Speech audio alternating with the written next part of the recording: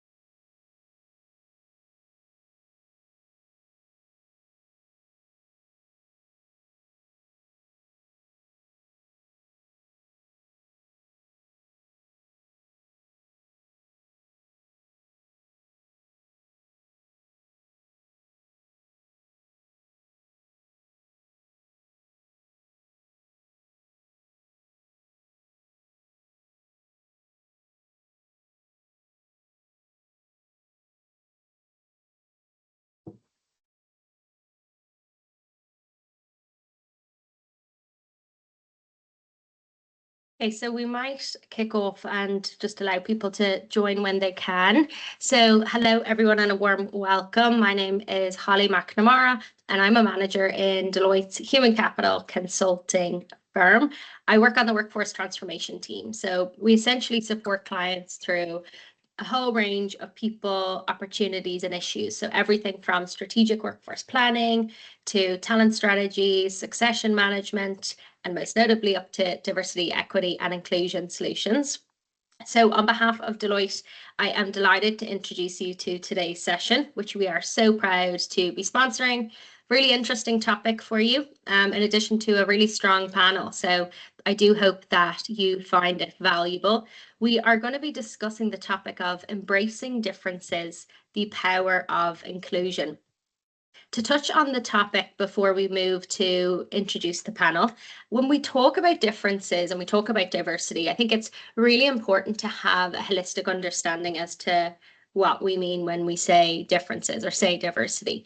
And really, you can categorize it into these two buckets. We have our inherent diversity, which they're the traits that you're born with. So things like, race or sexual orientation. And then you have your acquired diversity. And these are the traits that you gain through experience. So things like religion and things like languages. Now, within these two buckets, you have your visible characteristics, which you can tell within the first, 10 seconds of meeting someone. And then you have your often hidden underlying traits, which really make up the bulk of who somebody is. I like to think of it as an iceberg. Tip is what we see, but who we really are is that larger piece under the ocean. So I think it's really important to have that kind of a back of mind. Second part of the topic then is inclusion, which in my opinion is of equal, if not more importance to diversity. I think diversity is absolutely nothing without inclusion. Oftentimes we would see, organizations solely focusing on diversity. What's more than likely going to end up happening in that regard is you have this revolving door of people coming into the business but leaving because they don't feel heard, they don't feel included, they don't feel a sense of belonging. Obviously, the last thing any organization or person wants. When we define inclusion, I think at its height, it's really when someone feels inspired, confident, safe to speak up without fear of, judgment or embarrassment. Enough from me. I would next love to introduce the panel. Brian, we might start with yourself. Okay, Holly, thanks for having me here today. Brian Colgan, I'm site director in PepsiCo in Cork, in Little Island specifically.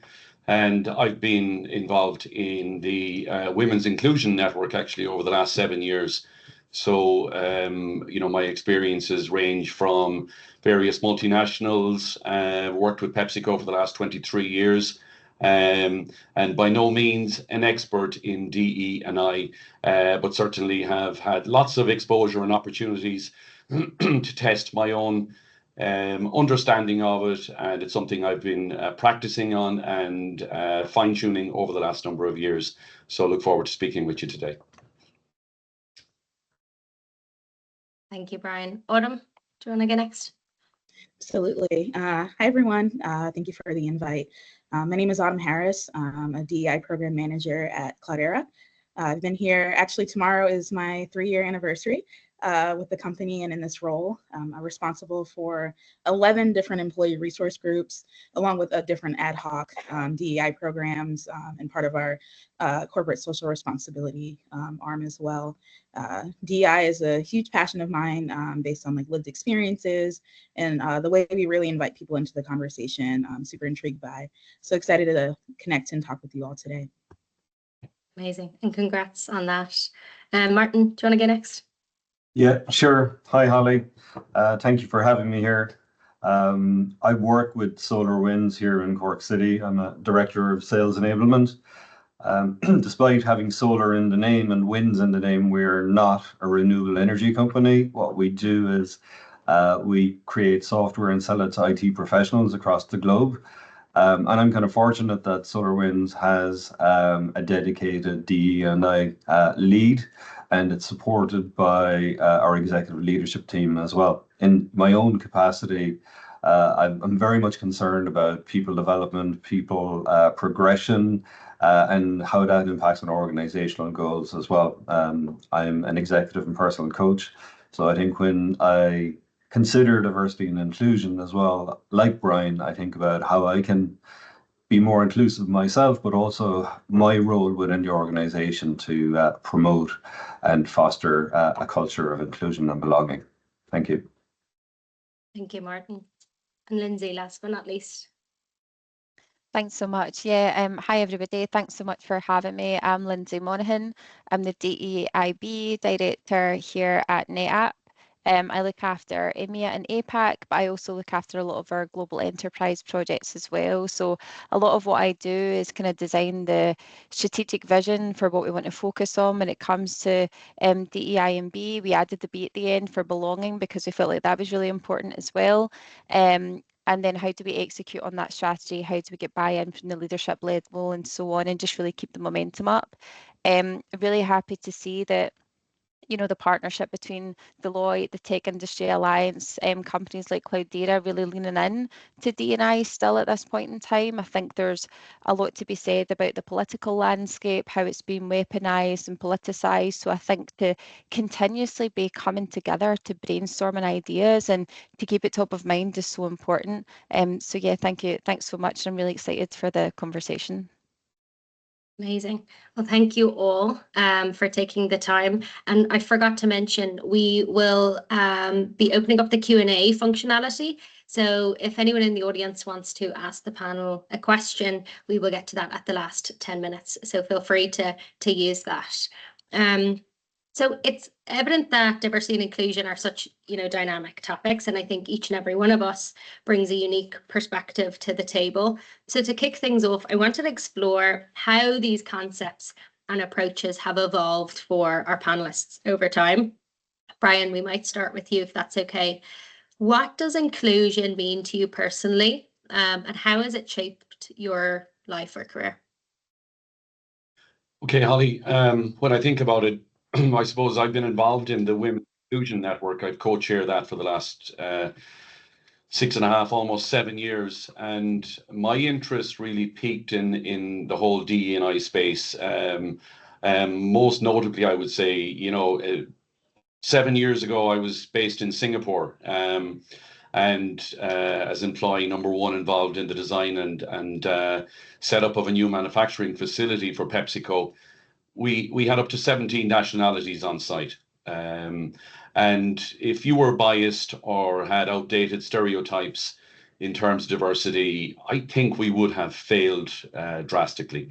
And, did it come natural to any of us involved in the project? Probably not. We had to work at it. We had to be understanding. We had to learn about the community, about the nationalities, but also understand that sometimes we had to challenge the norm as well, because we had a very aggressive timeline and a whole range of deliverables on that project that had to be delivered fast. And when I think about it, it was about understanding and first of all respecting diverse representation. And that's for me what diversity is. It's about representation. It's about the numbers. I think diversity is happening. But I think on the inclusion side of it, to me, that's about how diversity is utilized to create a healthy, fair, equitable space where people can thrive. And that for me is probably the first point. We've got to be mindful and appreciate the communities where we operate and live. And when I came back then from Singapore, actually, during that time over there, I read the book Lean In by Sheryl Sandberg. And that was one where I felt I learned a lot. And I'm always continuing to learn and admit that I don't have all the answers. But that certainly, made me think about family. Okay, I have a mother, a wife, a sister, a daughter. Fortunate to have all four. For me, I thought about, why should they have to risk assess where they go, what they say, what they do? And that goes for people I work with also. So I felt quite strong about that. And when you look at the Sheryl Sandberg piece around leaning in, and that full equality will only come about when women truly lean in. And that's something that we've done here in PepsiCo, is we've looked at lean in and we've looked at lean in circles. So that's one of the things that we set up in the organization, which has been quite successful, where we have circles where people can, I suppose, it's part of your life. You're at work, but please make sure that work is a space to be you. And that's what lean in circles are. We have another one that is Ally to Advocate, which is another series of circles where we have a number of people involved. And up to this point in time, that's running at about 60 people.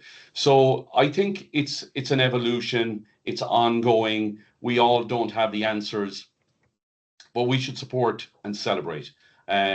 And where there's outdated gender stereotypes and cultural norms, we've got to challenge that.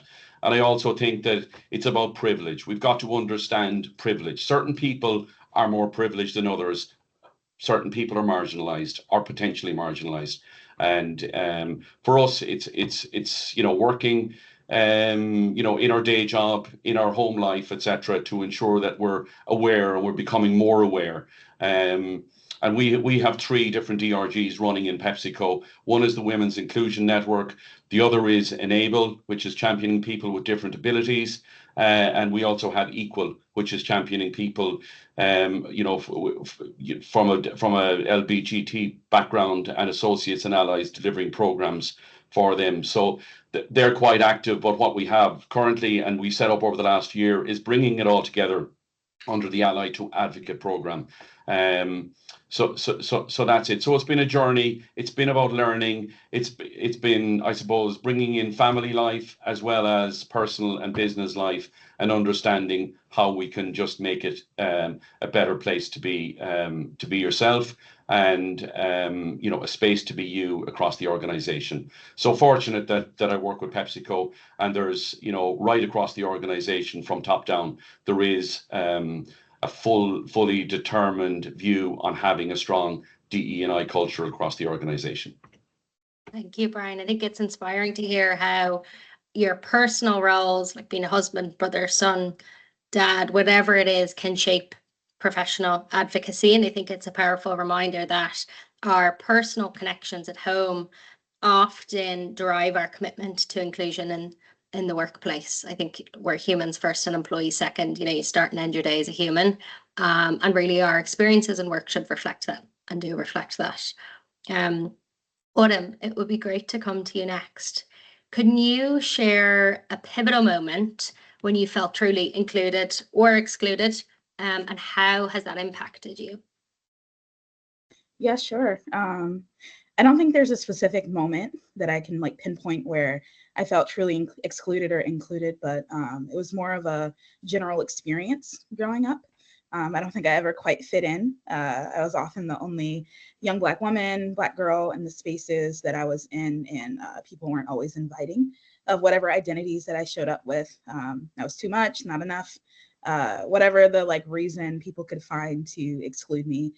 I wasn't fully welcome into any friend groups, and I didn't really quite understand the power of inclusion, but I understood it through the opposite lens of what it felt like to be excluded and not welcomed.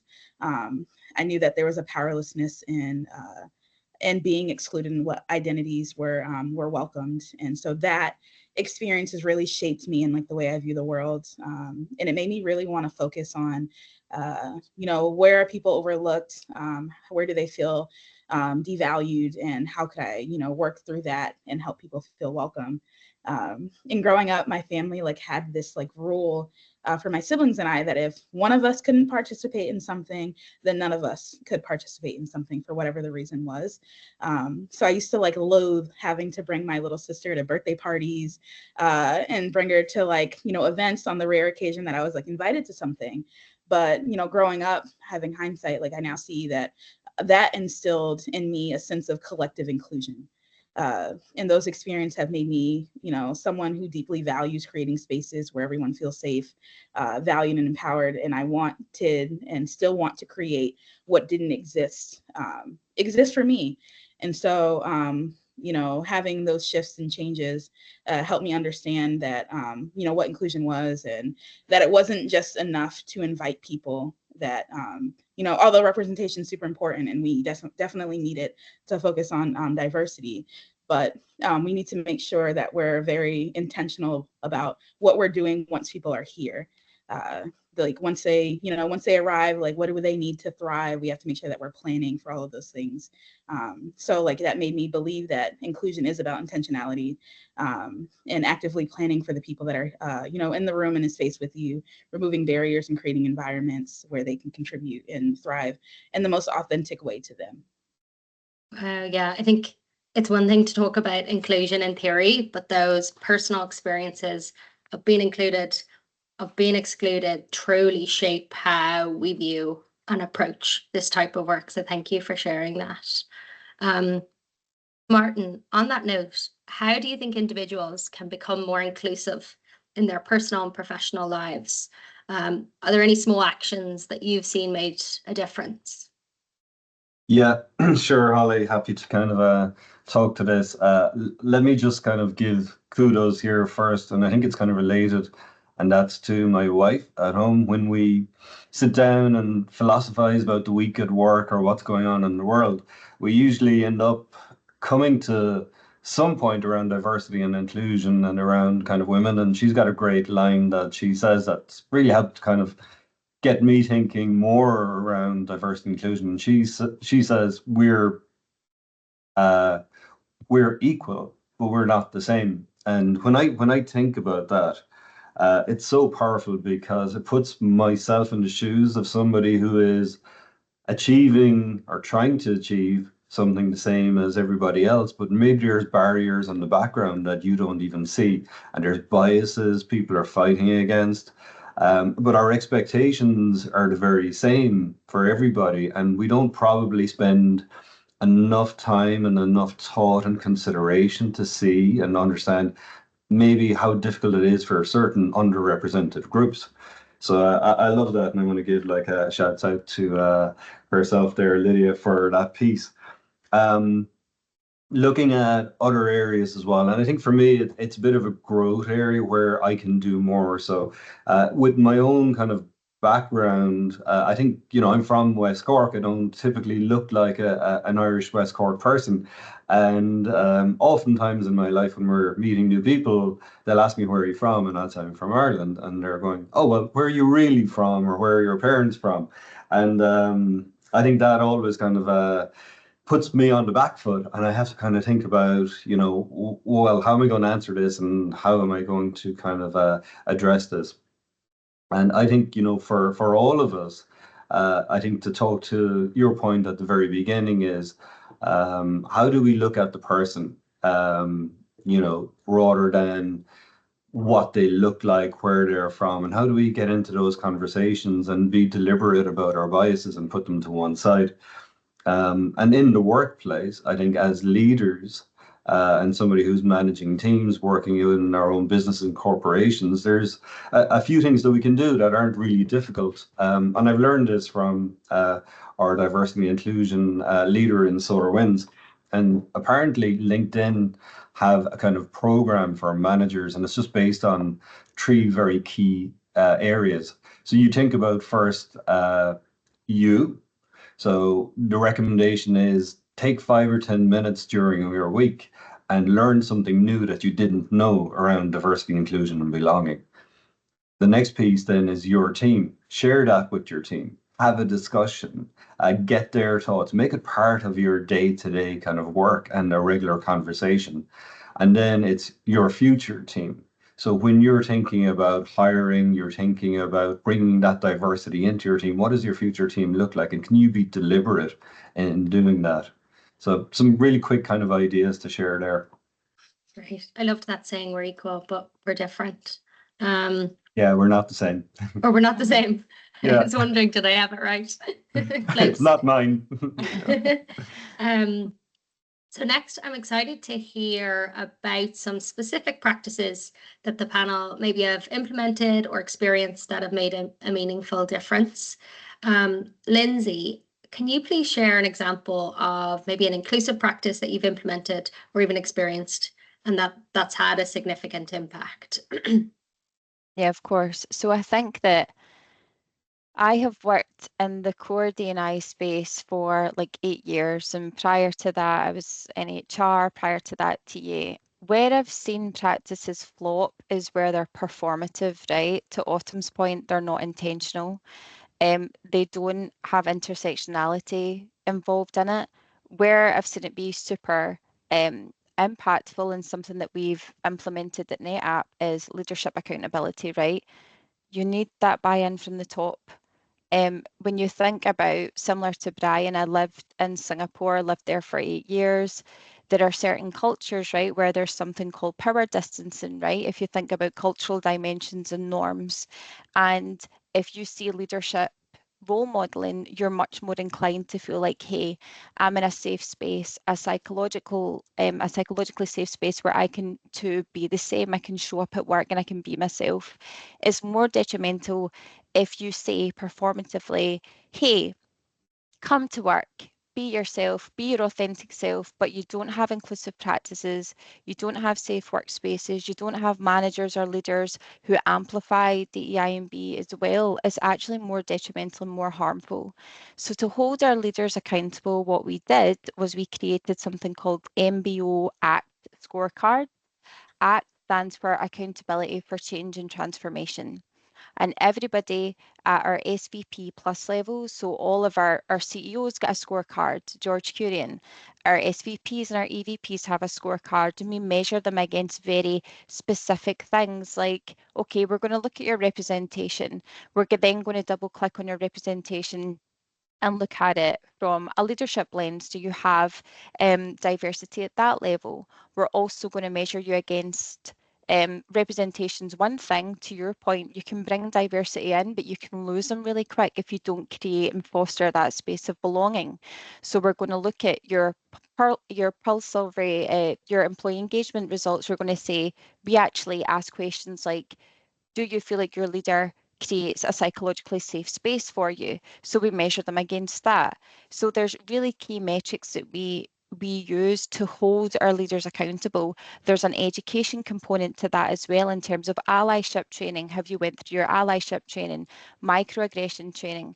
So it's really, really fundamental that you hold so much power, you hold so much privilege in the position as a leader in an organisation, and it's really their job to role model that. And I think that that's something we've implemented and it has been successful, and it always keeps it top of mind. So when you have your quarterly QBRs and you're talking about your business metrics and how the org's performing, it's continuously something that you're reinforcing and that you're bringing to the forefront of the organisation and what you're wanting to do. And I think that's been super, super successful. So that's one key thing. But of course, from an inclusive policies perspective, you have to look at things like, do you have a transgender policy playbook in place? Do you have policies around menopause? Do you have policies for many different things?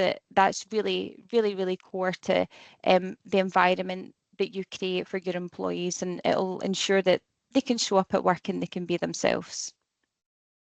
Thank you, Lindsay. Brian, do you have anything to add, any inclusive practices that you've experienced in? Well, this has been a very busy year for us in our PepsiCo operation in Cork. For 50 years. We were founded in 1974. We kicked off the operation here in Little Island, Cork. So part of that, we've commenced a 50 for 50 program, okay, and we have the 50 activities now complete. So we set ourselves a target of 50 DE&I stroke CSR stroke sustainability type activities. And that was an opportunity for us really to partner, really and truly with some of the organizations that we care about. So some of those would be in the enable space, okay, with people such as Field of Dreams for Down syndrome members, where we've actually hired one of their members as a fixed term employee here to teach him life skills, to work with him, and he's been a breath of fresh air since he came to the plant, and everyone gets excited when Sean is coming in. So that's been one, and we would like to continue to do that, okay, in the space with the Field of Dreams, because it's something that we can learn from them as well as they can learn from us. So that's been one aspect. We've also worked with Crown, who work with people and families with neurophysical disabilities across their organization. So we've through both sponsorship, through fundraising, and a range of activities, we partnered really with them this year, and we've done a lot in that space, because it's important, because actually one of their members is a brother of a person who works on the site as well. So it's important, that we're very, very authentic about what we're doing, and we're trying to do that and make sure that this is something that's sustainable going forward as well. And we've also hired our first wheelchair user in the last 12 months also, which in turn then allowed us to look at our mission in the enabled space, which is people with different abilities. Have we the physical space in the built environment? Are we truly accommodating people of all backgrounds and abilities? On the win space, we continue to work on the male to female ratio, and that's something where we've set targets, and I think that's really important for organizations to be really visible with those targets, set the targets, and achieve those targets, in the specified time.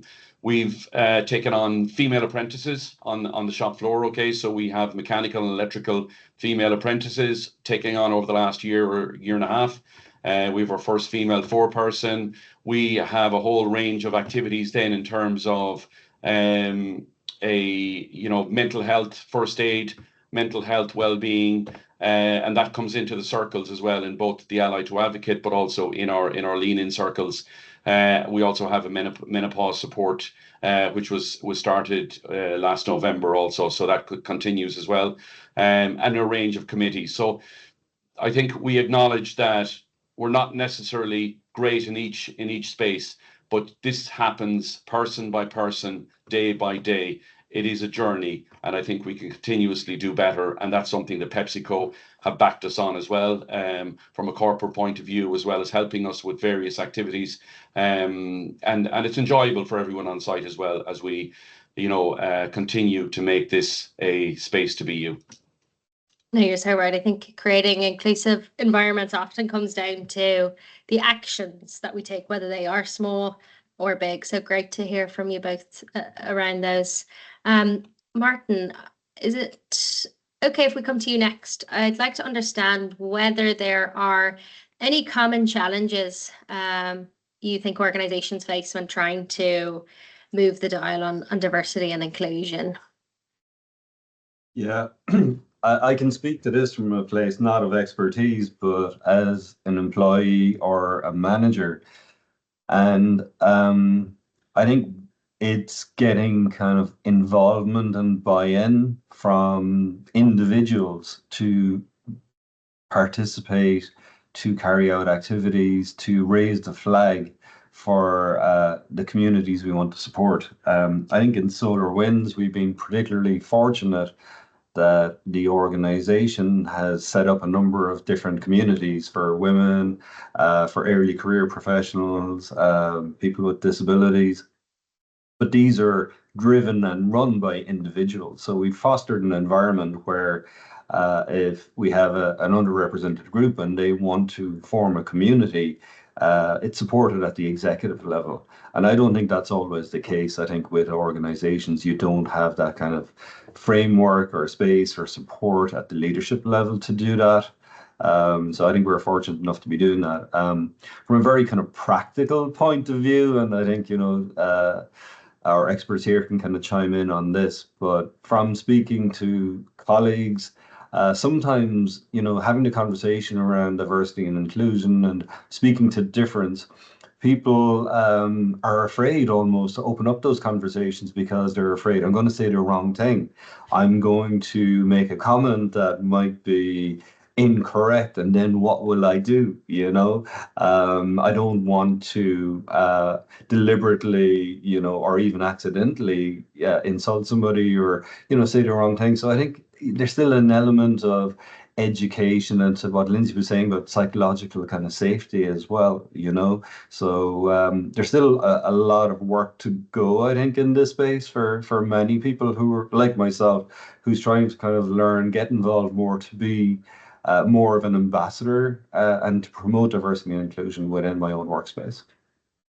Thank you, Martin. That was really helpful. I think those challenges, you're not alone in that regard. We often speak to organizations who are facing hurdles when they're trying to push D&I initiatives. I think the top one is many seem to place a whole lot of emphasis and focus on tracking activities instead of tracking the outcomes of those activities. For example, they might track the existence of a female coaching and mentorship program, which is great, but by itself it's not going to move the dial. How you really understand the value is tracking the outcomes of that program. So has intent to stay changed? Has growth and development increased? Have engagement scores increased? I think that's really important. And then the second challenge, and I know Lindsay, you kind of alluded to it earlier on, is there also seems to be a focus on solving for the individual as opposed to solving for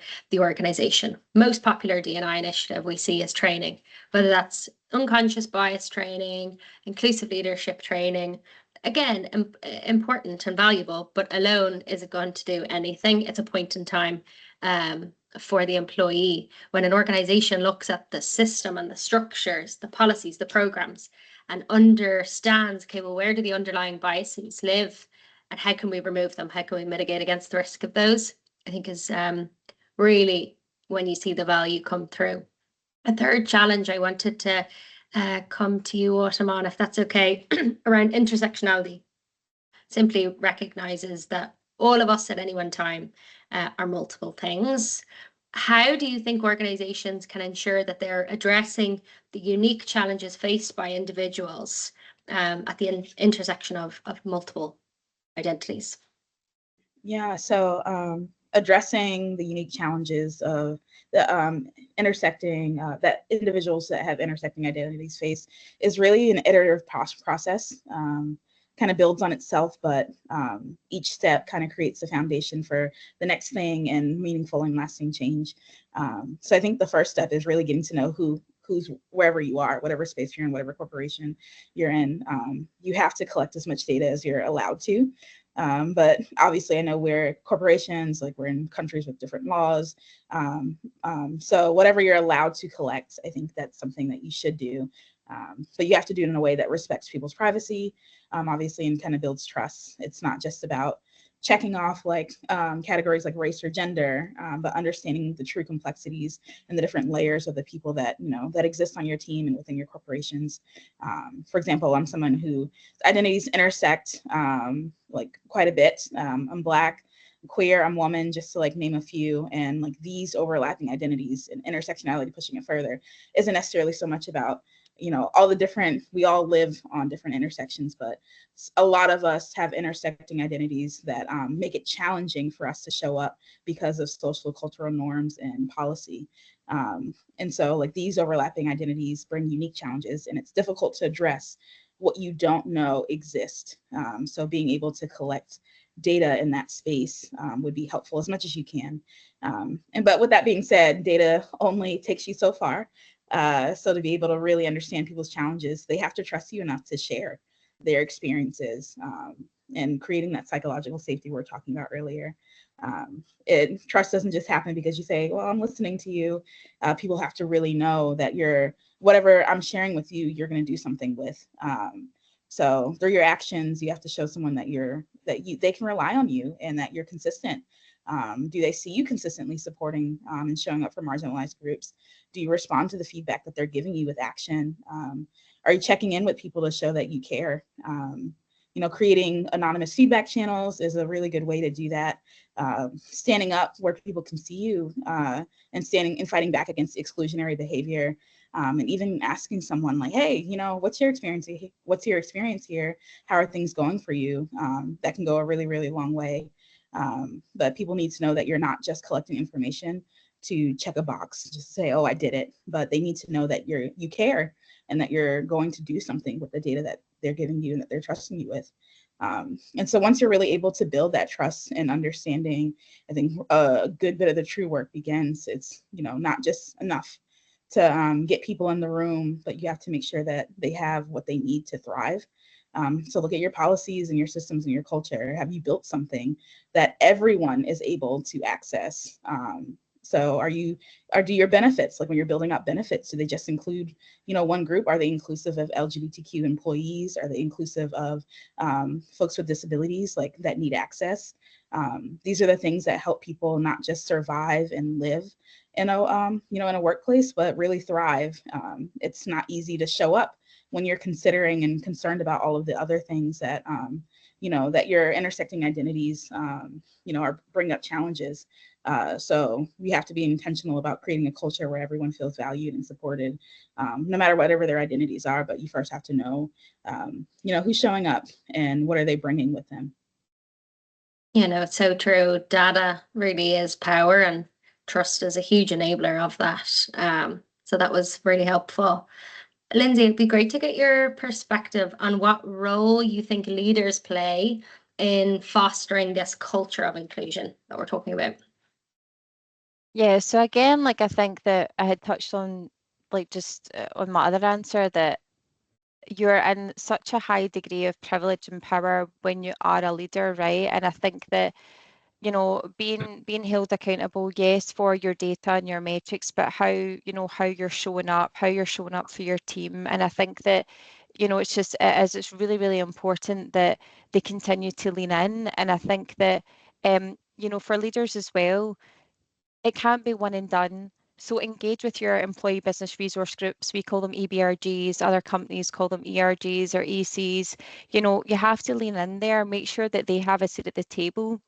with key decision makers when it comes to things like what Autumn was talking about, even for intersectionality. You know, is there someone who's part of your LGBTQIA plus network who's actually got this seat at the table to make decisions on what comes out of the transgender policy?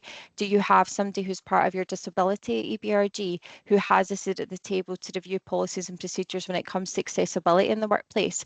You can open doors for people from that aspect. And it's such a powerful position to be in. And I think that if you continue to be intentional with your effort to bring it up in discussions and to hold your own team and your own employees accountable, your own people managers, and you know, to your point, Holly, looking at the outcome, do you have a high turnover? Are there certain leaders that have a higher turnover than other leaders in the organization? Does that point to specific behaviors? There's so many different things that you can kind of look at again to really ensure that they're leading in, ensure that they're showing up and they're being held accountable. Yeah, thank you. I think tone from the top is absolutely everything in the realm of diversity and inclusion. Brian, I know earlier on you touched on your Ally to Advocate program in PepsiCo. If you could just speak to that and give a little overview as to that commitment, that would be really helpful. Yeah, well, it started with probably about 12 months ago on the allyship training, and that's really a process of continuous learning. And it was broadened then because it is, you know, it is a whole series of steps to get from ally to advocate. And the way we saw it was we best to put a program together around this, and also best to keep it to volunteers. And the volunteers have grown now from, it was 12 in year one, it's now in the last year, it's been 62. So that's fantastic. So each month, you know, we have 4 circles, and they have 15 in each, and we have 2, I suppose, mentors for each group, and it spans across 3 employee resource groups. So you have people from the Women's Inclusion Network, people from Enable, and also the Equal team. And really, it's looking at how can we equip these people to ensure that we have the DE&I champions of tomorrow for PepsiCo to make this a better place to work. And everyone felt that while we have the individual ERGs, we don't really seem to have it all knitted together. And for us, the Ally to Advocate program has brought that on in leaps and bounds. And look, you know, some of the topics, you know, include, you know, microaggressions in the workplace, neurodiversity, allyship itself, and there's a dynamic resource library as well in terms of making the information available to people, because it is about giving people the confidence, you know, from senior directors down to the frontline level, and making sure that we provide a space where these participants can listen and learn and lead themselves. So it's only new, it's only up and running, but it's quite successful, and there's a passionate team leading it. And we also have certification so that everyone involved in the lead out of each of those is certified, you know, wants to come forward, wants to learn. And there's a certification at the end of it based on the training, you know, in unconscious bias, how to be an ally, and then there's projects in you know, taking it forward. So at the end of it all, after 6 months, everyone is certified. So, you know, from the 15 to the 62, and it's growing, and we would hope to introduce it as well, not just at the non-frontline level, but also on the frontline operations level as well this year. So it's really interesting, and we do see it paying dividends in the years ahead. Amazing. I think great practical demonstration of PepsiCo's commitment, and great to hear the momentum it's gaining. As we're nearing the end of the discussion, I think it's time to distill all these great insights into actionable takeaways. So the last piece is about leaving you, the audience, with a lasting message. Martin, I start with you. If attendees are to take away just one idea from this discussion, what would you like that to be? Gosh, Ali, there's so much goodness in here, and I've got a list. I'm taking notes myself that is so long, from kind of Lindsay, Brian, and Autumn. I would say continue to educate yourself and learn, and take a deliberate, proactive approach to owning your own knowledge when it comes to diversity, inclusion, and belonging. Because I think it starts with you, right? Each individual needs to be the very best version of yourself when it comes to your knowledge, and then you can disseminate that, you can influence others around you. And hearing a lot of great kind of programs and activities going on here today, I'm realizing there's so much more to kind of learn as well for me. So that's what I would encourage people to take away. Thank you. Yeah, I think really powerful, and knowledge is power. Lindsay, what would your lasting message be for the audience? Yeah, I think that, so whether you work in D&I, whether you work in HR, whether you're an individual, we're all part of the system, right?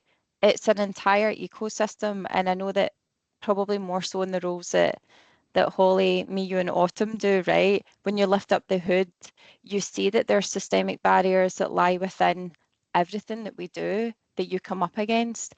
And then when you think about intersectionality, right, there's going to be multiple layers of systemic barriers, multiple hoops you're having to jump through.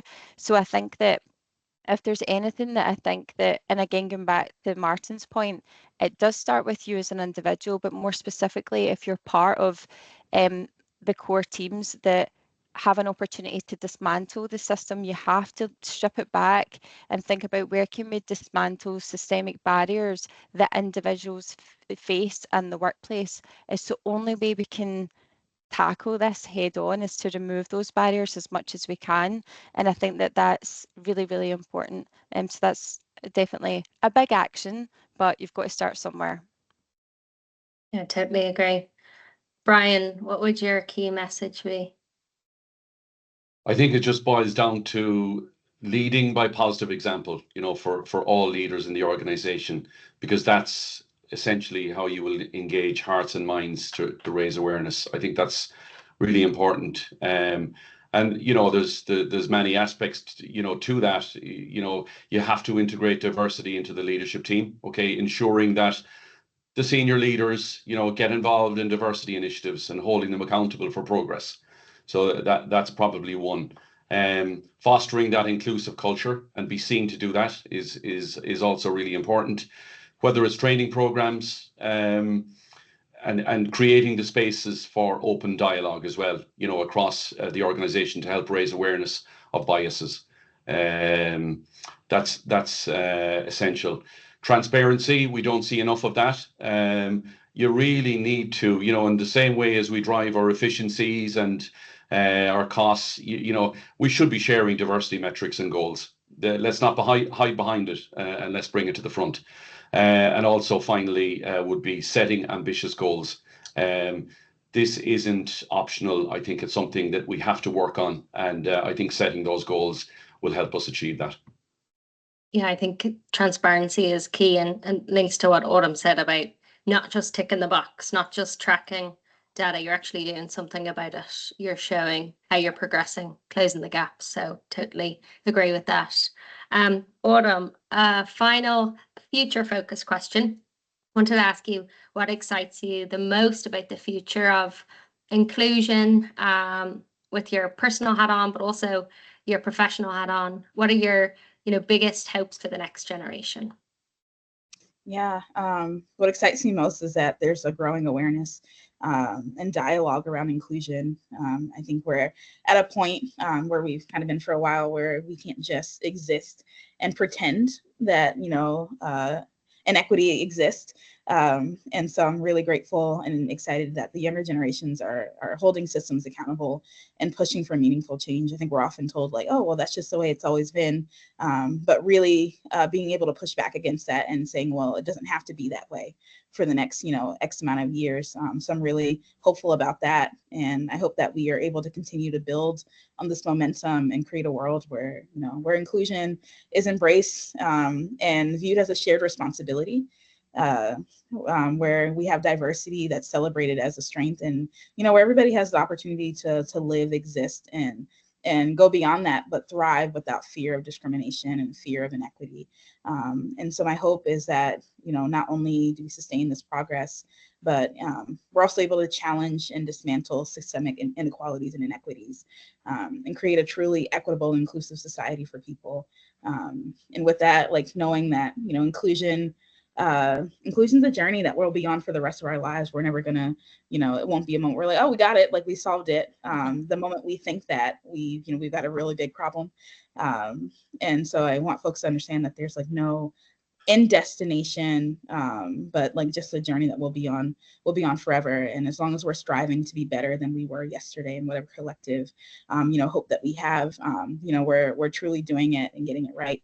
And so like, and when we're able to get that right, when we're able to be better than we were yesterday, and really create a world where individuals are valued, and feel like they belong and are celebrated, we're not just elevating that person or those individuals, but we're elevating humanity. And so being with that, like, I'm hopeful that people will be comfortable with the uncomfortable and embrace that and embrace change, but at the same time doing it with empathy and courage, and a commitment to really building a world where everyone's voice is valued within that work. I'm grateful to see that people are, pushing back against the, well, I'm not ism, I'm not racist, I'm not sexist, I'm not homophobic, I'm not ableist, but people are starting to see that it's not enough to just not be something, that you have to actively be anti something.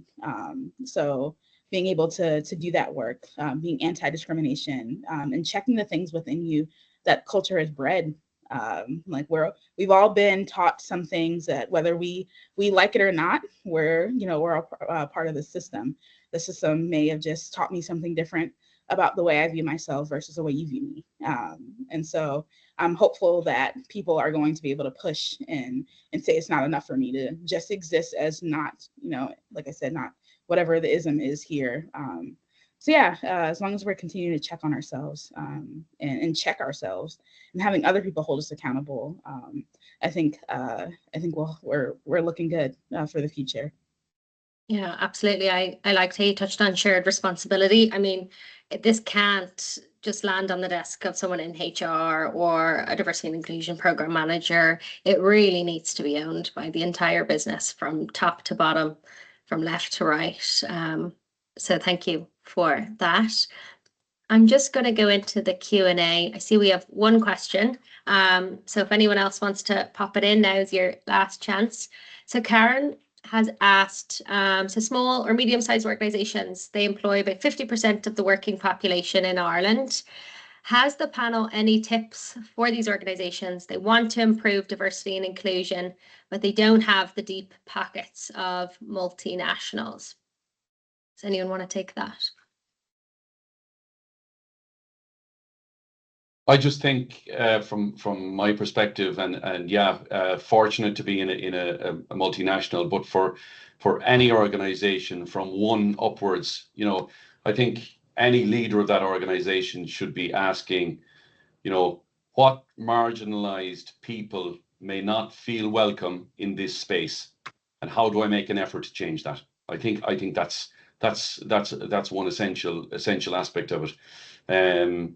Continue to assess privilege, and I think also amplify any more oppressed voices in the room. It might be a room of 2 or 22, but really trying to amplify those voices, and take feedback from the marginalized sections of the workforce, whatever that company is in, because to Autumn's point, there's something behind that, and you can't just sit on your hands. You've got to do something, and you've got to be seen to be an ally. And if you were just to do a course on unconscious bias, everybody can do that. Do it online, but continue to learn, continue to have a growth mindset and be open to new ideas. But it is, again, as I said earlier, it is only going to happen one person at a time. Absolutely. I think oftentimes people think that it's going to cost so much money. How much is this going to cost? How many more resources do I need? And actually, oftentimes it's about using what you have. It's a cost of time and capacity and people's willingness to be involved. Like, you have the resources at your fingertips. It's by tapping into that. Dermot, I see you have your hand up. I don't know if you have a question.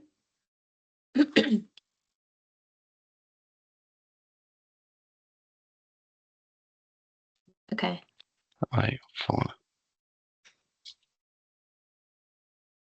Can you hear us? Okay, maybe it's a mistake. If nobody else has any other questions, we might leave it there. Oh, I've seen one come in. Laura's asked, okay, so Autumn mentioned that it is our shared responsibility to drive this systemic change for better. What's a small action that we can all do to make a big difference? I think it'll seem quite simple, but listening really goes a long way. I've learned that not enough people do that. So if you can simply listen, I think that's like one of the first steps. Not everyone has the same experience as you. Not everyone's going to have the same experience as you. So being able to understand where people are coming from, in order to do that, you first have to hear where they're coming from. So I think listening, I think we often take for granted.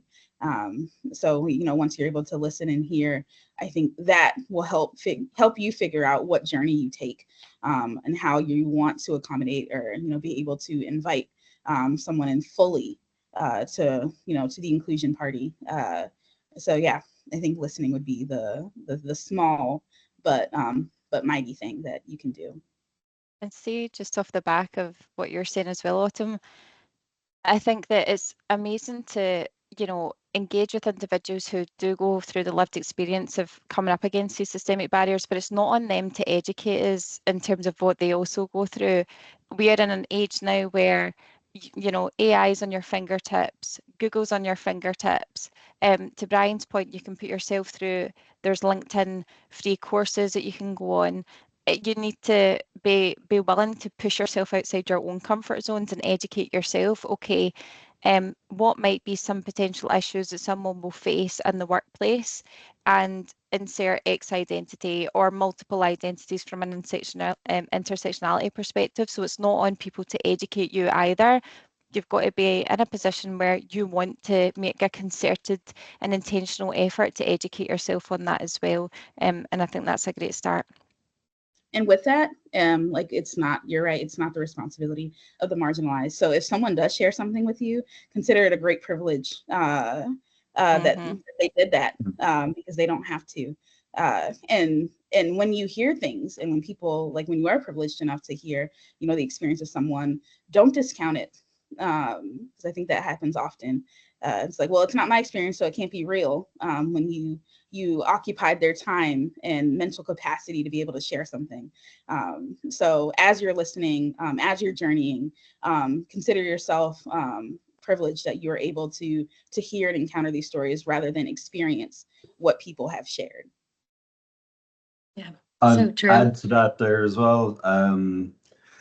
I think when we are privileged to be part of, these large multinational organizations that have these programs, and I think it's about participation for everybody, because it's very easy to think, hey, we've got that DEI and belonging program. That's great, right? That's what those people do in HR. That's great. We're doing fantastic.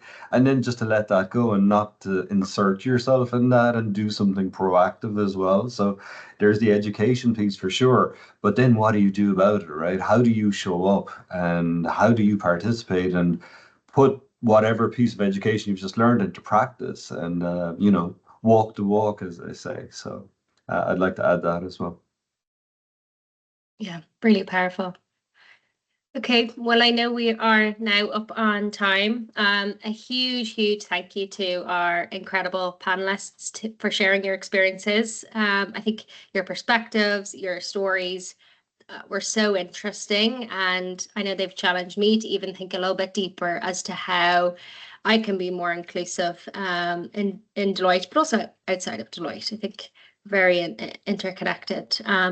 I also want to thank the audience. I know it can be a bit manic in the run up to Christmas time, so thank you so much for taking an hour out of your lunch break. Very much appreciated, and we do hope that you found that valuable. I know I did. So on that note, I think we can end it there, but I hope everyone has a great break ahead of Christmas, and thank you all so much for your time. Thanks so much. Thank you, Holly. Thanks, Thank you. everyone. Take care. Bye. Thank you. Bye.